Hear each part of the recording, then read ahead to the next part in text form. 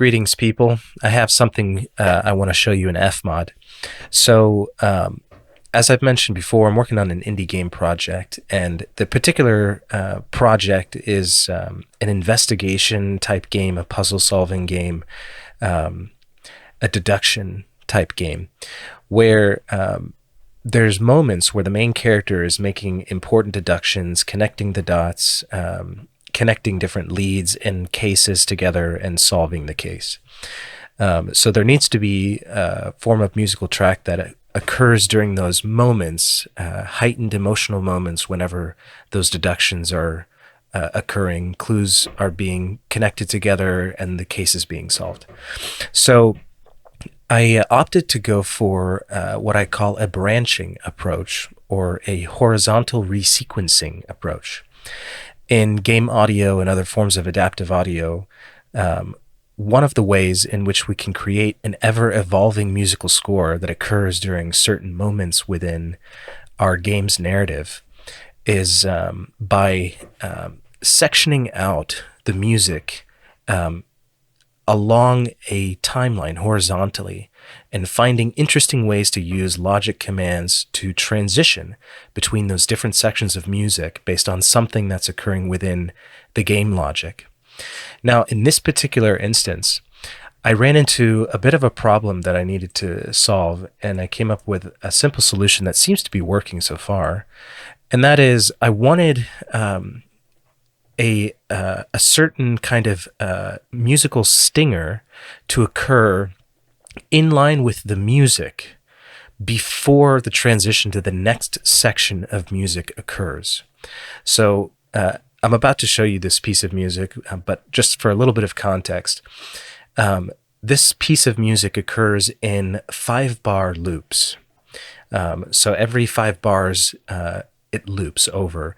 And by the end, hopefully, there's going to be multiple levels of intensity of these different 5-bar loops. So as the music is moving forward, as we're progressing and making deductions, as the player is getting closer and closer to solving the case, the music is getting more intense, transitioning to different 5-bar loop sections.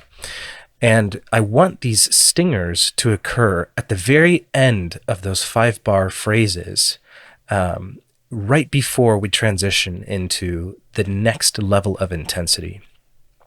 And so traditionally, the way that I would program stingers is that they would occur the moment the parameter is changed. But in this case, it felt unmusical. It felt like the stingers that I wrote for it needed to occur in time with the music, not immediately, the moment a parameter is changed. So the way that I've set up this project is, this is by any means not complete yet, but just a proof of concept, so to speak. I've got I've got a parameter sheet set up for this custom parameter labeled intensity, and there's quite a few values unfilled so far, but value 0 has one version of the loop, and value 1 of intensity has another version of the loop where there's more instruments, slightly louder, just a little bit more intense, a little bit more aggressive. In my timeline sheet, I have these stingers that I've alluded to earlier. I've bounced them out and placed them in the right place in the timeline in relation to each 5-bar loop region that I've set up here. I've got destination markers set up here to act as just to help me understand where the intensity levels would be. Since I'm, in my timeline sheet, kind of replicating a little bit of what's like a parameter sheet, but one that pays attention to individual timing. So I've got level 0 here, level 1, level 2, and I would continue finishing out all of the however many levels of intensity there is in the end. I have some transition regions. There will probably be 2 for each level of intensity. One that allows you to move forward based on if the intensity at some point during this loop region is progressed forward 1 value, and 1 to go backward in case there's a reason in the game logic for the intensity level to decrease. Let's say that the player makes a misstep in connecting some clues and works backward a little bit, needs to cover some ground again. And then I've got loop regions set up for each of these sections within the timeline.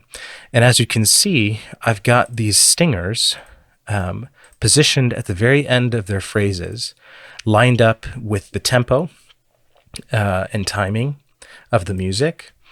And each one of these has a special trigger condition programmed.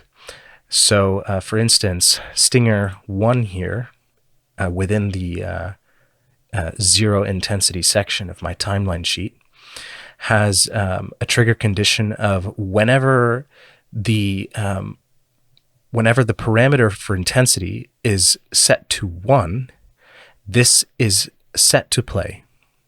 Otherwise, it will not play. The same with these two here.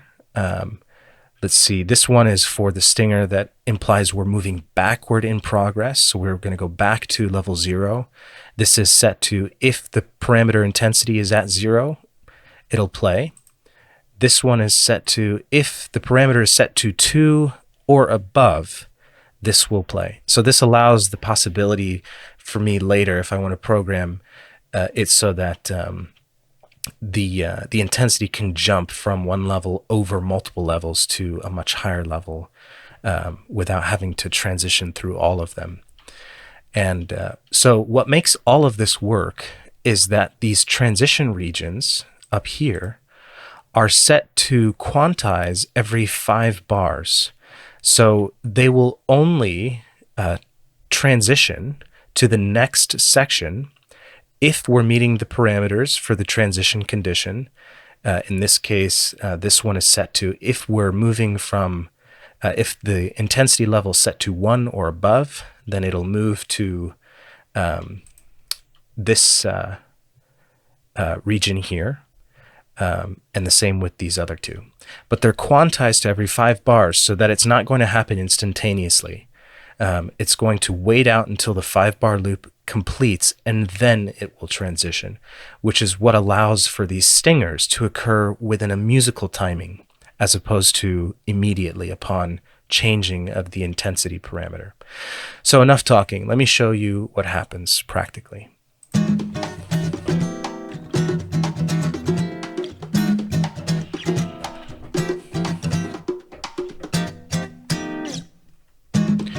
Okay, so we're set to intensity 0, and we're going to continue repeating this loop at the 0 intensity forever until it's changed to 1.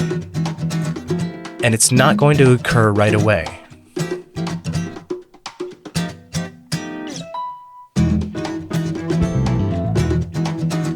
Okay, now we're at level 1. And we're going to stay at level 1, not hearing any of these stingers until we need to move to level 2.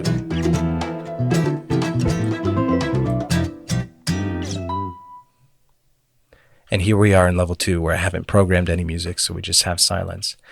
So as you can see, when I change the intensity parameter, nothing changes right away. It's going to maintain the musical timing of everything, completing each 5-bar loop before transitioning to the next step, which allows these stingers to occur within a very specific timing in relation to the loop, as opposed to happening abruptly right away. So hopefully I'll be able to show you a more full version of this at some point in the future. But if you have any thoughts about how this kind of technique would be able to implement in another scenario, I'd love to hear your thoughts.